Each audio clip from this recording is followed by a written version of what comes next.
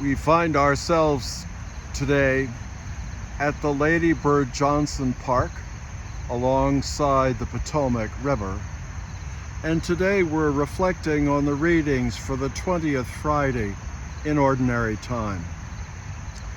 Ezekiel and the dry bones, one of Ezekiel's most vivid prophecies. We hear it in today's first reading, God's promise to revive the children of Israel in exile. I heard a noise, Ezekiel says, a rattling as the bones came together, bone joining bone. I saw sinews and flesh come upon the bones and skin cover them. Last Monday, we celebrated the solemnity of the Assumption of the Virgin Mary, a dogma defined by Pius XII, asserting that the Immaculate Mother of God, Mary, ever Virgin, was taken up, body and soul, into heaven.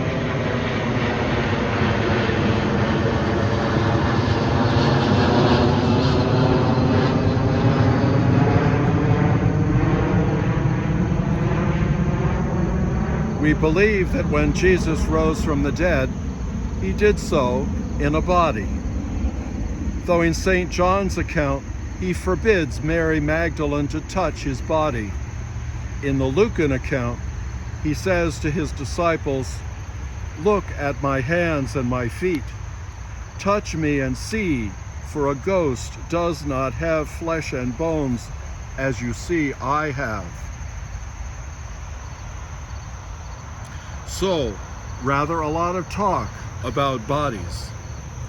This is especially striking since Catholic theology, especially following Augustine, has given primacy to rationality and has dismissed emotion, bodily things, and in our time, psychology.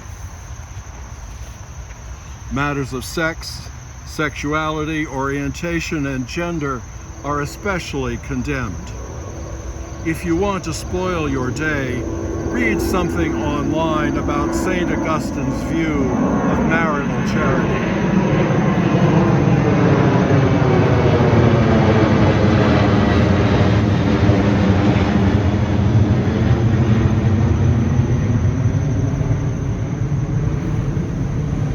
Read something online about St. Augustine's view of marital chastity.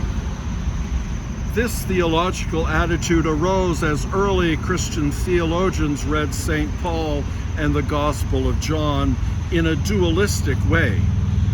The spirit and rationality were good, the physical and the world were bad. But St. Paul meant spirit and world in a Jewish sense, as did the author of St. John. So, this latter thinking was not Jewish, but, dare I say, Greek and pagan.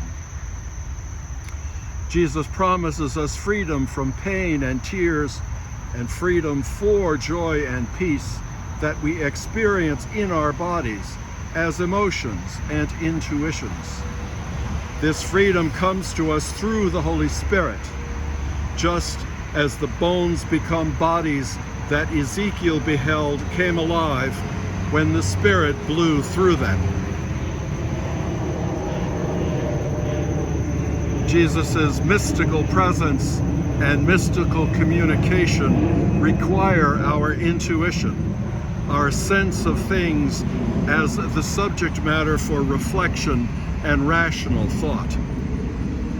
In today's Gospel, Jesus identifies the three great commandments of the Jewish law: to love God, to love neighbor, and to love self.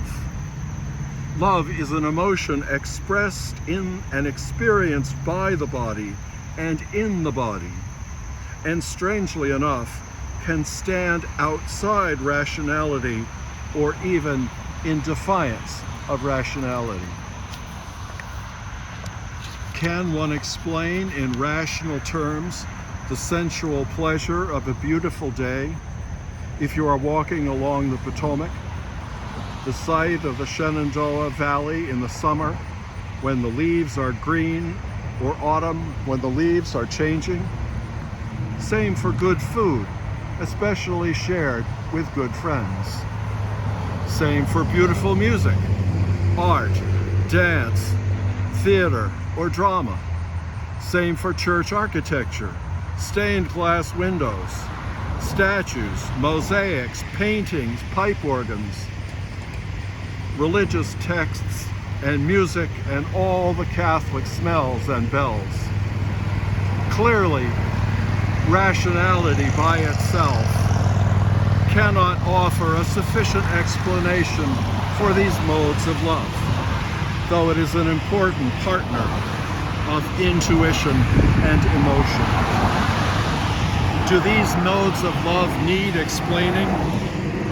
The above instances are all part of God's creation, which, having created it, God saw as good. Let's feel grateful today, recognizing that gratitude registers as a thought, an awareness, and as an emotion. Let's help free ourselves from Augustinian bondage and so be able to give and receive the love and blessings that God so generously gives us.